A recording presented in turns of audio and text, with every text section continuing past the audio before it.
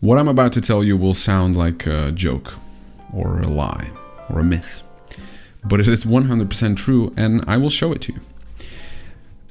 It's about one of the most important texts in the history of philosophy, and I don't think I'm exaggerating when I'm saying this. Everybody I know has read this text. It is part of every single undergraduate course on philosophy, and it is Plato's Republic. So the dialogue called The Republic, written by Plato. Plato, Greek philosopher, I think everybody has at least heard the name. Now, this is a monumental dialogue. It is very long, it's very complex. It is obscure here and there, it's quite difficult to interpret. But most of the time it is easy to interpret, and it covers many topics. It is a great experience to read, and I recommend you go and read it after this, because I think it will help you answer some questions, formulate other questions. You can benefit from reading The Republic. Now, what I want to say is that this magnificent text starts with a discussion of erectile dysfunctions. Erectile dysfunctions. And keep in mind, this is Greek literature or Greek philosophy.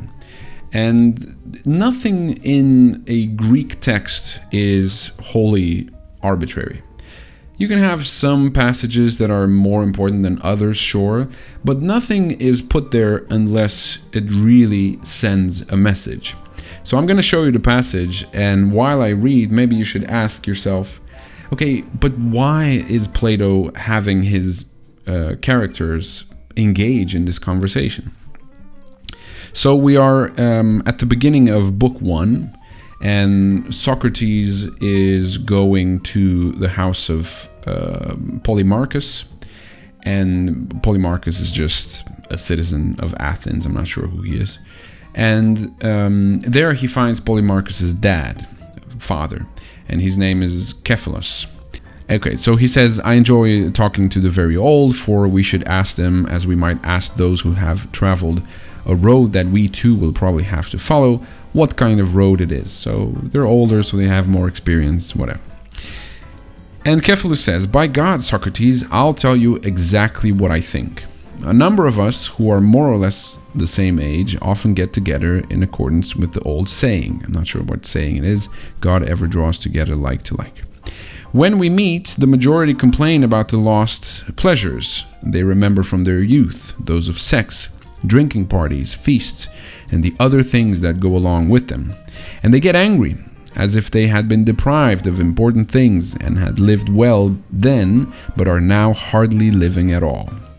Some others moan about the abuse heaped on old people by their relatives, and because of this they repeat over and over that old age is the cause of many evils. But I don't think they blame the real cause, Socrates, for if old age were really the cause, I should have suffered in the same way, and so should everyone else of my age. Okay, so this is the context.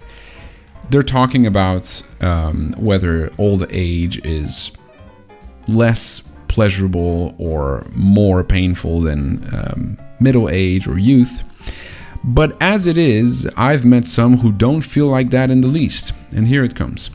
Indeed, I was once present when someone asked the poet Sophocles, how are you as far as sex goes, Sophocles?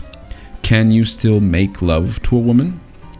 Quiet, man, the poet replied. I am very glad to have escaped from all that, like a slave who has escaped from a savage and tyrannical master. I thought at the time that he was right. So now is Cephalus talking about Sophocles' reply. I thought at the time that he was right, and I still do, for old age brings peace and freedom from all such things. When the appetites relax and cease to importune us, here, everything Sophocles says comes to pass, and we escaped from many mad masters. In these matters and in those concerning relatives, the real cause isn't old age, Socrates, but the way people live. If they are moderate and content, old age too is only moderately onerous. If they aren't, both old age and youth are hard to bear. Okay, now you can sort of read past this and think, well, whatever, it's just a weird discussion. But many interpreters have pointed out that this is in fact a crucial moment in the history of philosophy. And the assumptions behind this small conversation are still with us. One of the consequences of this small conversation is that Plato is basically telling us, in order for us to engage in questions of philosophy, in order for us to engage in the main question that interests Cephalus in old age, which is the question of, have I been good? Have I led a good life? In order for us to even start that kind of interaction or interrogation, we have to leave aside emotions and pleasures and the physical side of life. He's doing this very subtly. So he could say, he could put in the mouth of Socrates something like, okay, but in order to think about justice, we have to use our reason and try to deduce from principles, blah, blah, blah.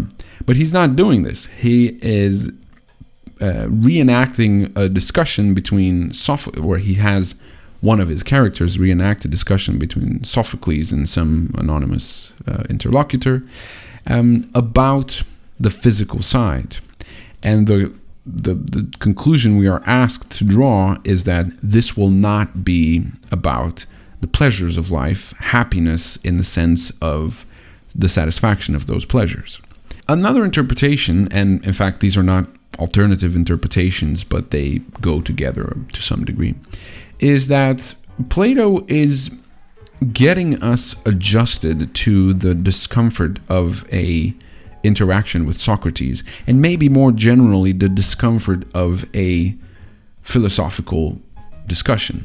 Because think about what's happening here. So Socrates is coming to this guy's place, right, Cephalus, and he says, well, I love talking to the very old, right, which is not directly an insult, but it's a very direct thing to say, to remark that someone is very old, to say that you love to be there because they're very old and you think it's nice to ask them about old age and about life.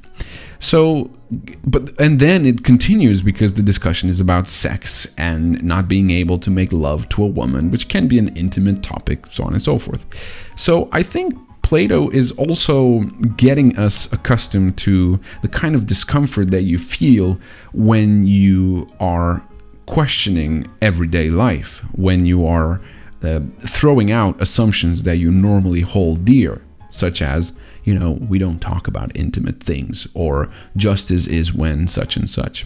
So it's something like a preparatory interaction for the rest of the dialogue. So yeah, feel free to, use this at parties, namely that one of the most important philosophical texts in Western civilization starts with a strange discussion of how it's not that bad that you cannot make love to a woman. But more importantly, maybe this encourages you to read and maybe reread The Republic, which is, again, a great text, and it contains everything. If you read this and you kind of stay with it and understand it, that's it. You graduated in philosophy. Good luck.